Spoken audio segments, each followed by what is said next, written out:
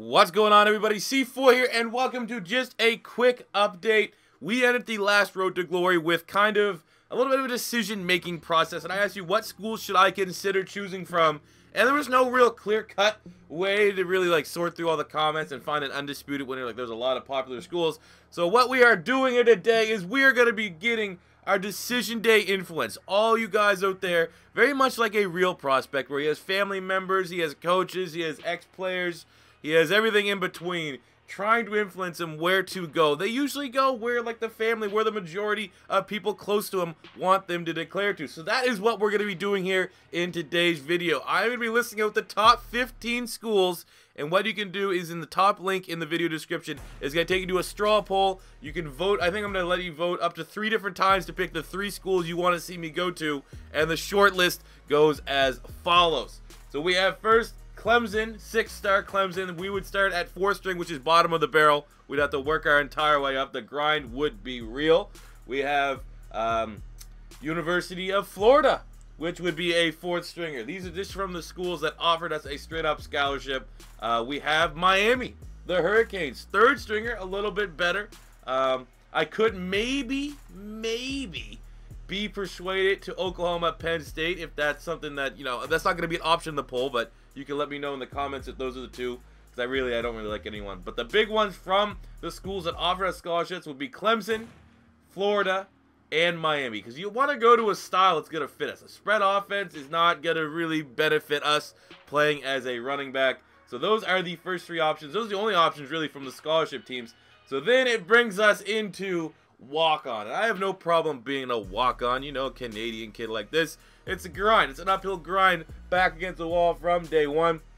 But if I'm going to be a walk-on, there's no way in hell I'm going to walk on and be a 4th string anywhere, okay? I understand my value. So our first walk-on school is going to be the University of Washington with the pro-style offense. We'd be a 3rd stringer there. Not so much of a grind. Very similar to the University of Miami. But like I said, if we're going to be a walk-on, I don't really want to deal with the 4th or 3rd string, because that's kind of what we're dealing with when it comes to the teams that offer us scholarships. So it's going to be more so looking at the 2nd string, the 1st string, being able to get some productive stats year 1, being as a running back 2 as part of a tandem, or really being able to try to take over the starting running back gig during a freshman season. So here are our teams from the RB2 spot. We have Pitt, University of Pittsburgh. See, the biggest thing with this is I want to walk on to a big-time school so that I can somehow bring them and elevate them to a championship game. I like doing the smaller schools. I've done it before, but you just never get the strength of schedule to really compete for a national championship. So that is definitely something to consider. If that's not exactly what you guys want to see, you want to see more of the realistic, low-key grind. Going with a smaller school definitely is not at the table. I'm just saying, if I take a smaller school, it probably won't see much in terms of national championship. But a school like in an ACC, like a bigger the bigger the conference, the better prestige, the better chance we have of making some real magic. So Pitt is the first of the 2nd string schools. We also are taking a serious look here at the Louisville Cardinal.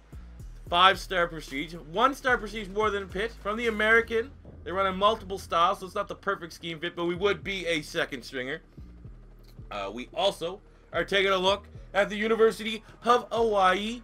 As a Canadian, snowbirds, get out of the weather, go to tropical conditions of Hawaii. I certainly could entertain that, but it definitely would be a small school. Be really, really tough to build it up, but it's somewhat realistic. Obviously, when I was in school, when I was in high school, Hawaii was like a dream. I was like, man, why wouldn't I don't understand why more football players aren't attracted to go there. I've never been, so maybe it's overrated or something, but I would have definitely entertained an offer from Hawaii, so they are very much on the list. We also have down here Temple. I've done Temple before, way back. An old series, we did Temple because they are the team from Philadelphia. 3-star.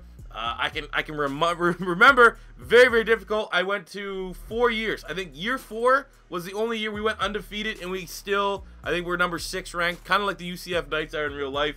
But yes, they're definitely an option. Going to Philly, playing at Lincoln Financial Field, it's all a bunch of positives.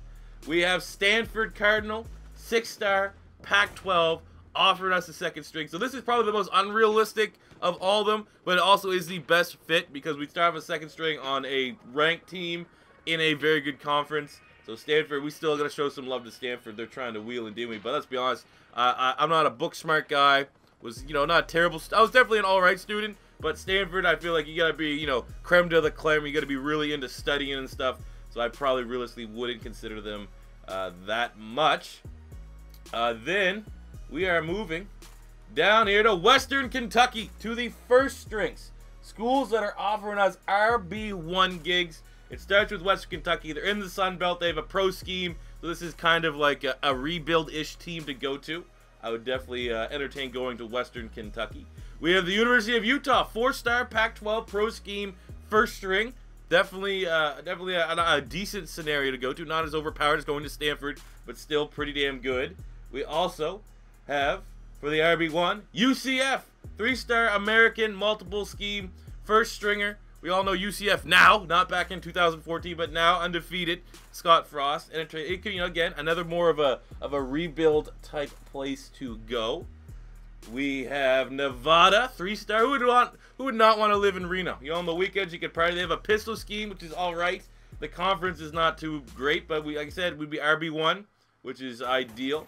We have Nebraska, 5-star, Big Ten, decent scheme fit, starter, RB1. So that is a really good and enticing school for us to go to.